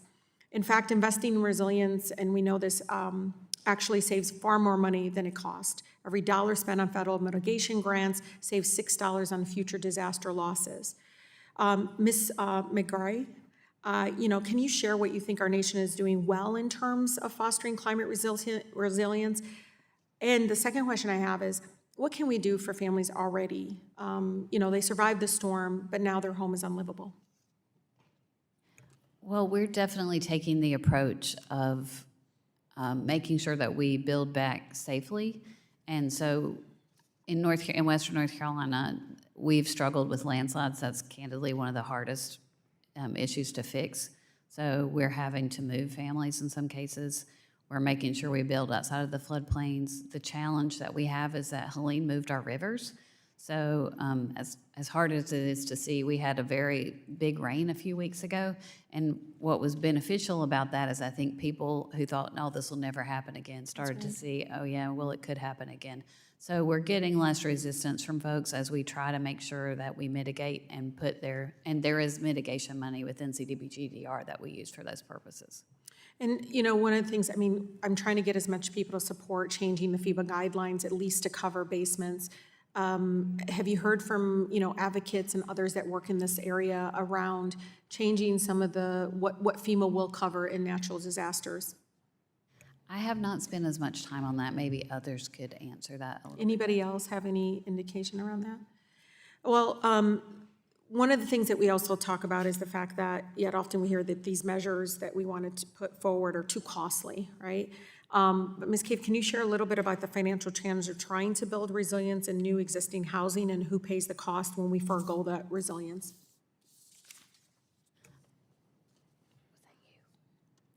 Yeah, for you. I'm so sorry. It's okay. I'm sorry. I missed who you addressed it to. I think when you don't build it back, then, so one of our counties that's in the HUD most impacted and distressed areas for Helene is Haywood County. That's where I'm actually from. My parents live there. And along the Pigeon River, we had Tropical Storm Fred and now Hurricane Helene. And so we have seen folks just lose their houses 3 years ago and now, and some of them in 2001. So the cost is high, and now we're seeing small towns agree to move those people and give them a way to move their houses to a different location, which is really tough for people who've been in a location for a long time. Yeah. But it's important, and I think we must do and mitigate, or otherwise we will continue to pay the price. Ms. McGraw, you actually mentioned CDBG-DR assistance. Could permanently authorizing CDBG-DR help address administrative barriers and delays? Yes, we would not have as many sets of rules. It would just be easier to work with. I think Ms. LeGrun from Texas mentioned they're working with 30 different sets of allocations. It just makes it easier. Is it delaying months, years? Yes, ma'am. How long is it delaying not having it permanently authorized? It is easily taking over a year to access the funds by beneficiaries after you all make the allocation. Yeah, that's just too long. Yeah. I hope my colleagues, maybe we can work on that, permanently authorizing CDBG-DR. Thank you very much. I yield. Gentlelady yields back. The gentleman from South Carolina, Mr. Timmons, is now recognized for 5 minutes. Thank you, Mr. Chairman, and thank you to our witnesses for being here today. The purpose of today's hearing is to examine whether the Community Development Block Grant Disaster Recovery Program is effectively meeting the long-term recovery needs of disaster-affected communities and whether the program's current structure is helping or hindering those efforts. Over the last 3 decades, Congress has appropriated more than $100 billion through CDBG-DR, yet concerns persist about delays, administrative complexity, overlapping responsibility, and oversight challenges. While CDBG-DR is often described as a flexible tool for addressing unmet recovery needs after FEMA, SBA insurance, and other assistance have been exhausted, that flexibility comes with trade-offs. Because the program lacks a standing authorization and permanent regulations, each supplemental appropriation can bring a different set of requirements, waivers, timelines, and reporting obligations. The question before us is whether that approach is producing better outcomes for disaster victims or creating additional barriers to recovery. Mr. Jarosik, the Government Accountability Office has repeatedly identified changing program requirements and inconsistent rules across disaster supplements as a contributor to delays in getting assistance to communities. From your analysis of the program, if Congress were to authorize a permanent CDBG-DR framework with standardized rules which specific parts of HUD's allocation and action plan review process account for the greatest delays today. And where could Congress streamline the process to improve the speed of recovery assistance without sacrificing accountability? Sure. So there are 2 things that could happen that could potentially, streamline the process. One is that the statute would authorize HUD to establish permanent regulations in the Code of Federal Regulations that would be more standardized than the current rulemaking process. Additionally, it would authorize or stand up a fund within the Treasury that would be, essentially HUD would be able to draw down on that fund and distribute funds to grantees as soon as enough data were available to assess unmet needs. Thank you. One concern we often hear from states and localities is that the complexity of federal disaster programs can consume resources that would otherwise be directed toward recovery efforts on the ground. Particularly for smaller jurisdictions, complying with changing federal requirements may require significant staff time and administrative capacity. Deputy Secretary Magera, based on your experience administering disaster recovery programs, how much of a burden do the varying requirements associated with different CDBG-DR supplemental appropriations place on grantees? They are burdensome to have different sets of rules for each allocation. Thank you. As Congress evaluates potential reforms, it is equally important that taxpayer dollars are protected and that recovery funds are used for their intended purposes. HUD's Office of Inspector General has reported instances where documentation and oversight were insufficient to verify the proper use of disaster recovery funds. Ms. Legrone, Texas has administered one of the largest CDBG-DR portfolios in the country and has extensive experience managing disaster recovery grants. Based on that experience, what internal controls, monitoring systems, and accountability measures are most effective at identifying and preventing the misallocation of funds? And are there oversight reforms Congress should consider that would strengthen accountability while avoiding unnecessary delays in delivering assistance to disaster victims? From our perspective, disaster recovery has all sorts of hoops, environmental and procurement and duplication of benefit and so on and so forth. And being sure that every single application is reviewed for all of those criteria one by one is something that we do on a daily basis in our program. Thank you to all the witnesses for your testimony. As we consider the future of federal disaster recovery policy, Congress should focus on reforms that improve efficiency, reduce duplication, strengthen accountability, and ensure assistance reaches communities in need as quickly as possible. And with that, Mr. Chairman, I yield back. Thank you.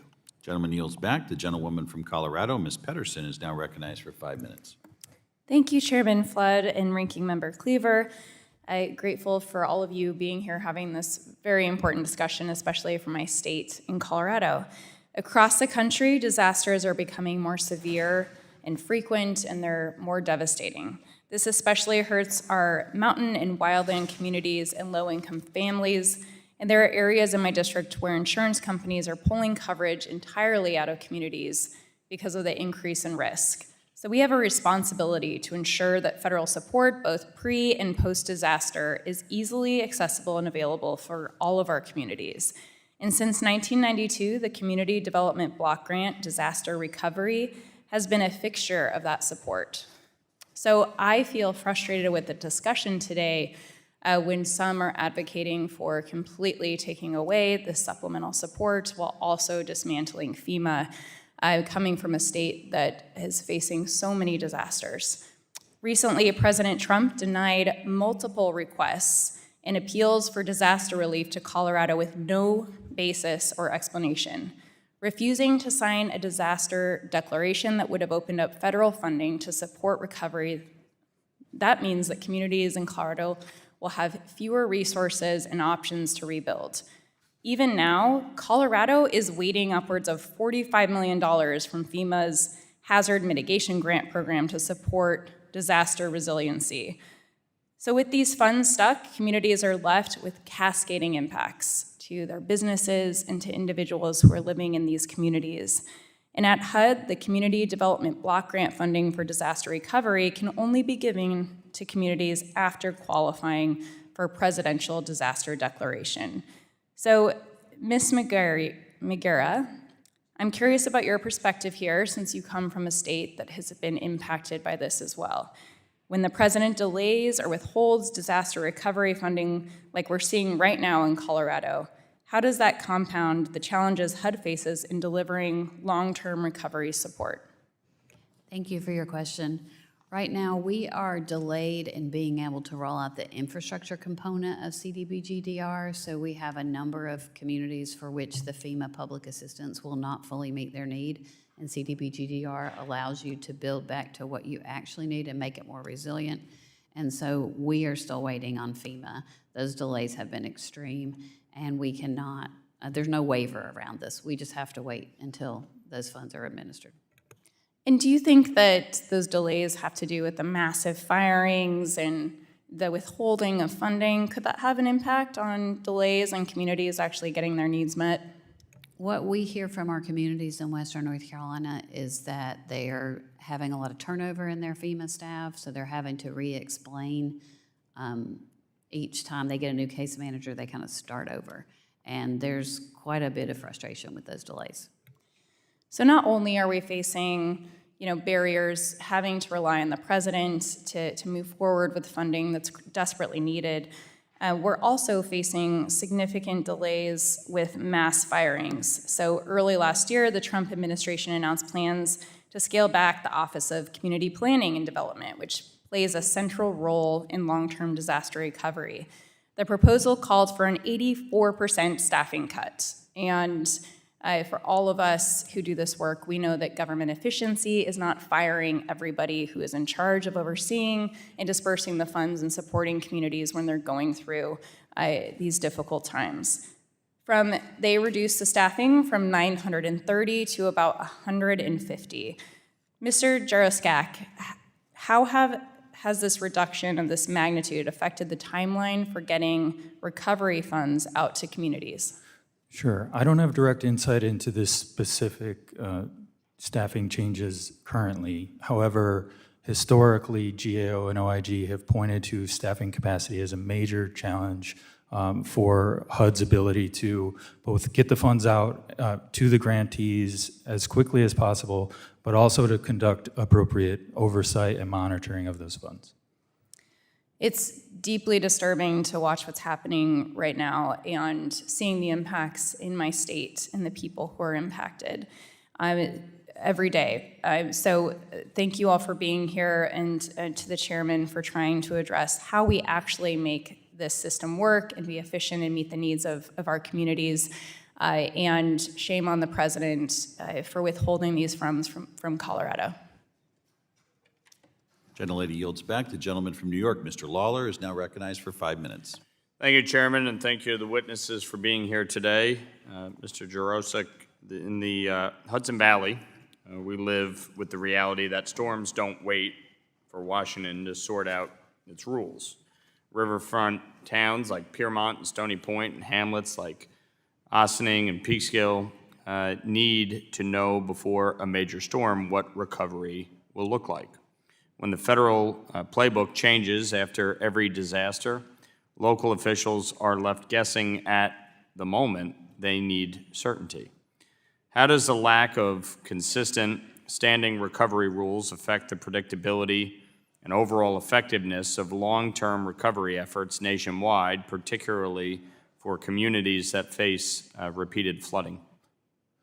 Thank you for the question. And I guess in addition to what Ms. Magera and Ms. Lagrone had mentioned, there are also challenges with the ability for grantees to ensure that they're mitigating against duplication of benefits risk. With the unpredictability of funding, grantees and states and localities need to begin to plan how they are going to use their funds without potentially clear insight into whether they will receive CDBG-DR funds. And this could put individual households at risk for eventually unintentionally establishing a duplication of benefit. Mr. Cave, after disasters, families aren't asking for multi-year planning exercises. They're asking for a safe roof, dry walls, and a path back home. Yet too often the dollars meant to stabilize households get diverted into long planning cycles that delay the very help people are counting on. What pressures tend to shift recovery funding away from urgent household level repairs and toward broader planning activities, and how do those pressures ultimately affect communities trying to rebuild? Yeah, great question, and a big one. If you think about FEMA, they go into the community, they bring a table, and they've got a stack of debit cards, and they have a list of hurricane victims or disaster victims, and they sign and get a $2,500 benefit, which is individual assistance, which is broad-based, which might repair a roof, might go to food, et cetera. I think we have this designation that with CDBG-DR, it is waiting for us to measure unmet needs. But when you stack the temporary nature of the program, you're only adding time to that assessment when you should set it on the front end. The permanent authorization is really just a structure that then shortens that time frame. So as we think about housing, there's immediate assistance, there's transitional, and then there's permanent. If we can shorten that timeline by setting up a structure, much of this can be improved through rulemaking that gets money to families to serve their home needs. Ms. LaGrone, disasters don't distinguish between a dense block in Yonkers and a more rural road in Putnam County, but sometimes our federal formulas do. Smaller working class and rural communities often face the same damage with fewer staff, fewer resources, and less capacity to navigate complex programs. What high-level changes are needed to ensure that all impacted communities, including rural, working class, and capacity-constrained areas, are treated equitably in long-term recovery programs? Thank you for that. I think that the formula that allocates the funds in the first place needs to consider exactly that. The resources that exist in the community already for the recovery that needs to be covered, and the number of people that would have to support that recovery. Ms. Magara, whether it's a hurricane on the Gulf Coast or a flash flood in the Hudson Valley, the same bottlenecks keep showing up. Slow approvals, complex reviews, and long waits before families see real help. These delays aren't tied to any one storm, they're baked into the system. From your vantage point, what system-wide factors most consistently slow long-term recovery for homeowners and small communities regardless of where the disaster occurs? I think the initial delays in getting the funding and then some of the cross-cutting measures, I think we need to reevaluate whether they're needed in the time of disaster recovery or if there's a way we can still have the same effect without going through the full process. Yield back. Gentleman yields back. The gentleman from California, Mr. Liccardo, is now recognized for 5 minutes. Thank you, Mr. Flood. I just wanted to echo and share my concerns, concerns expressed by my colleague from Colorado, that this debate about whether HUD or FEMA should be leading this work, I think that debate is really unproductive. When we have an administration attempting to dismantle FEMA, at the same time, there's no one objecting to those decisions. Whether it's FEMA or HUD, neither agency will deliver aid effectively if they don't have employees. Literally, we had a Secretary of DHS announce in March of last year that we are going to eliminate FEMA, quote unquote. This is not a productive debate. I think I'd like to shift rather to somewhere that is more productive, which is focus on how and where we're going to invest these scarce taxpayer dollars. The big question is, are we going to even have those dollars? And Ms. McGarrett, based on your experience in implementing the CDBG recovery funds to deal with the devastation after those horrible floods from Hurricane Helene, you clearly have a recommendation in mind about CDBG-DR. First, should it be reauthorized? I do think it should be authorized, yes. Clearly, you want to see some flexibility in the program, or more flexibility. Is that fair to say? It is. And that's because local communities have very different needs that we simply can't anticipate. Is that fair? That is also fair, yes. I certainly agree with that sentiment as a former mayor and appreciate it very much. Mr. Jaroszak, and forgive me, please, if I've mispronounced your last name. I've heard it all. Okay, I'll try to avoid that. No worries. You know, we have a program, CDBG-DR, funding that can be used for disaster recovery. Can it be used for mitigating disasters in the future? Yes, so CDBG-DR funds could be used for mitigation type activities. Also, there's an additional percentage under recent supplemental appropriations that is provided specifically for mitigation activities. But under the current structure in Congress, we only get those current structure, the statute that Congress has established, those dollars are only appropriated if there is a disaster. Is that fair to say? That's correct. So essentially, we are only offering mitigation to local communities if the disaster's already hit.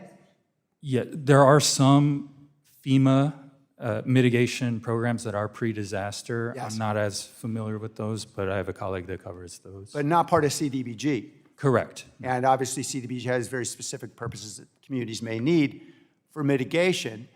So this is a little bit like trying to sell the flood insurance while you're underwater.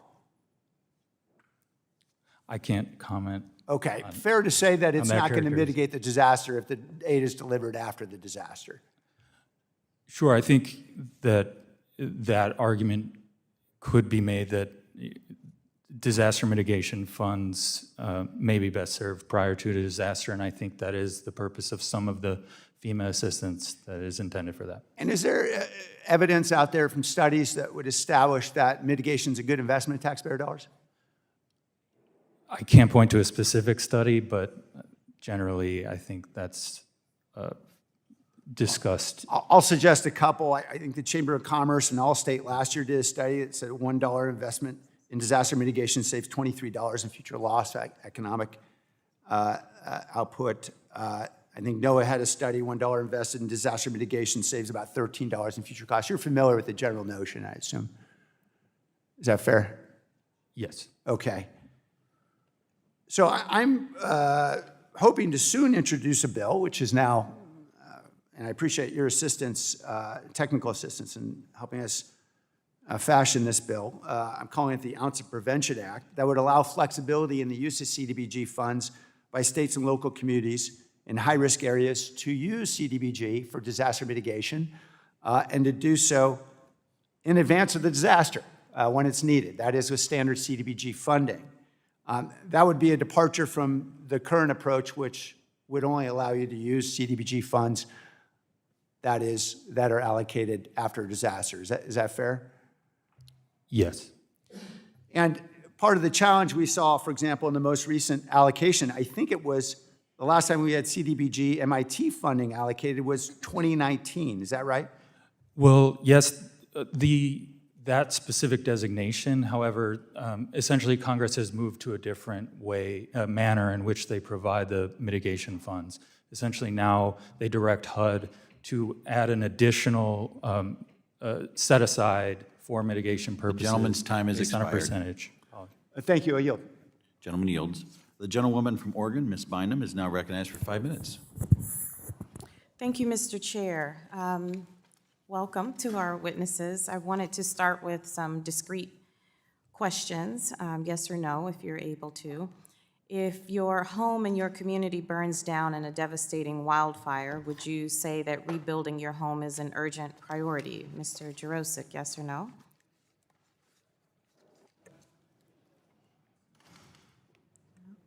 Okay. Mr. Cave? Sure. Ms. Legrone? Yes. Mrs. McGarrett? Yes. And I agree with you, whether it's wildfires like I have in my district or hurricanes and flooding and like some of my colleagues' communities, I believe the American people need the support of the federal government to help them rebuild in the wake of a disaster. And I would argue they can't wait for years for that to happen. Now, it should be that the Department of Housing and Urban Development, HUD's job is to deliver on that. And so I have some questions for HUD too, but respectfully, Mr. Chair, I find it curious that, we didn't really have that offered. And so I'll ask the questions anyway. Does HUD think it's reasonable for it to take years to deliver funding for the victims of wildfires? And what does HUD recommend a constituent of mine do in the meantime while they wait years for assistance to build their home? Now, unfortunately, this is a reality for thousands of families in Oregon who lost their homes during the devastating 2020 Labor Day fires, which burned over 1 million acres across the state, destroyed over 4,000 homes, and claimed 11 lives. The cities of Phoenix, Talent, Detroit, Idana, and Gates saw catastrophic damage. And I will argue, even my own family had to escape from the wildfires. And I recall as a tender moment in mothering, I told the kids to pack up things that they felt were important. And the kids packed up all of our pictures. And I told them to pack some clothes. And my daughter, my oldest daughter, I think she was about 17 or 18, she said, well, Mom, I packed some clothes, but I also packed a dress, just in case we end up in the South and we have to go to church.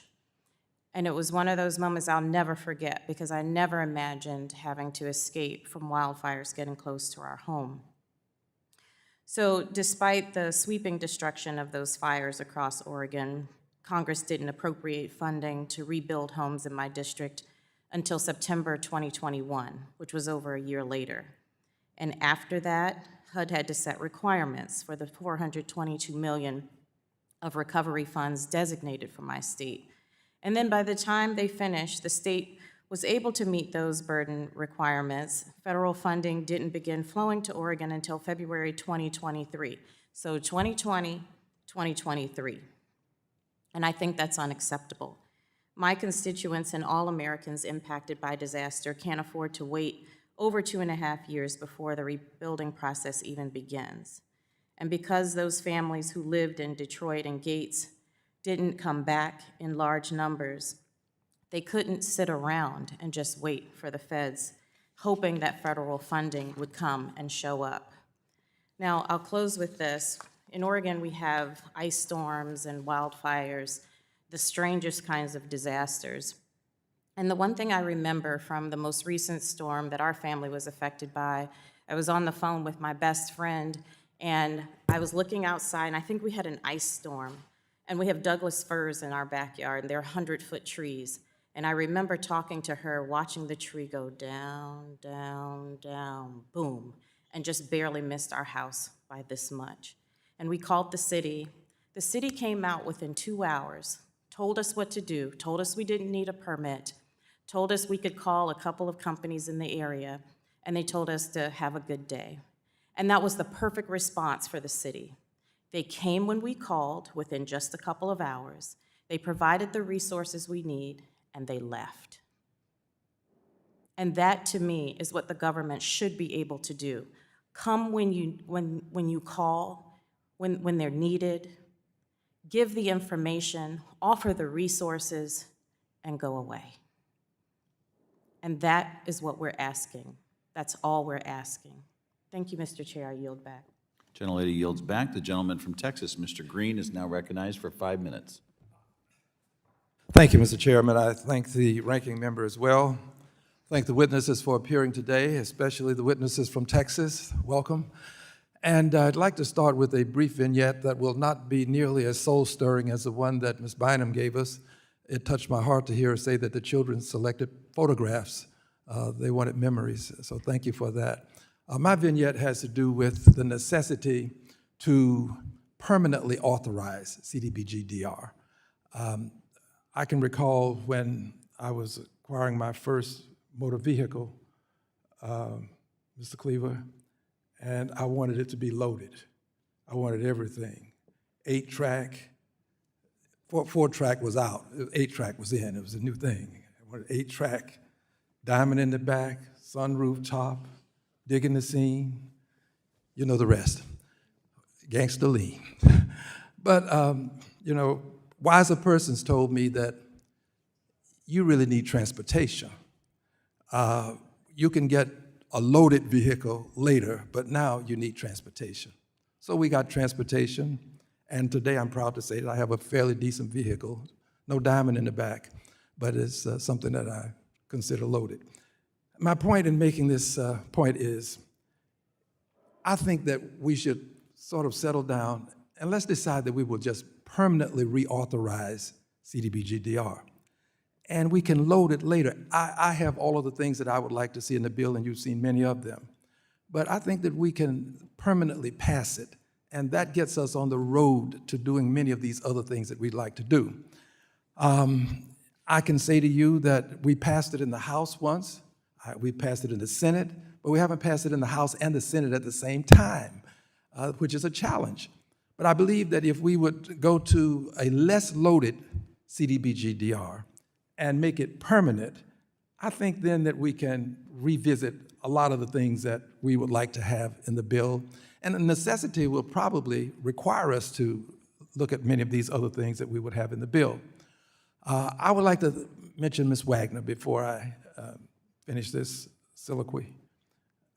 Ms. Wagner has been outstanding. I want to protect her intellectual property. She brought the idea to me. She and I worked together on this. for some years, and I have had the opportunity to move with it. But she really was the person that introduced me to this concept, and she should receive an inordinate amount of credit for what she's done. So my hope today is to simply say, let's establish this bill. That, Mr. Chairman, if we do this, Mr. Chairman, would let people know where the jurisdiction really lies. Because as you know, there is this desire to have jurisdiction in various places, and it would be in one place. If we permanently establish it, HUD would still be in the loop. We would not have to reinvent the wheel on every occasion and lose the benefit of the institutional knowledge that some persons had that have long gone and made their lives in other places. This would be a good start. Now, there are many things that I'd like to see in it, but I'm not going to go through those things because I think that it would spoil the argument that I'm making about making it permanent. I think we can try to find the common ground that we all agree on just to make it permanent. If we can do that, I think we can move forward.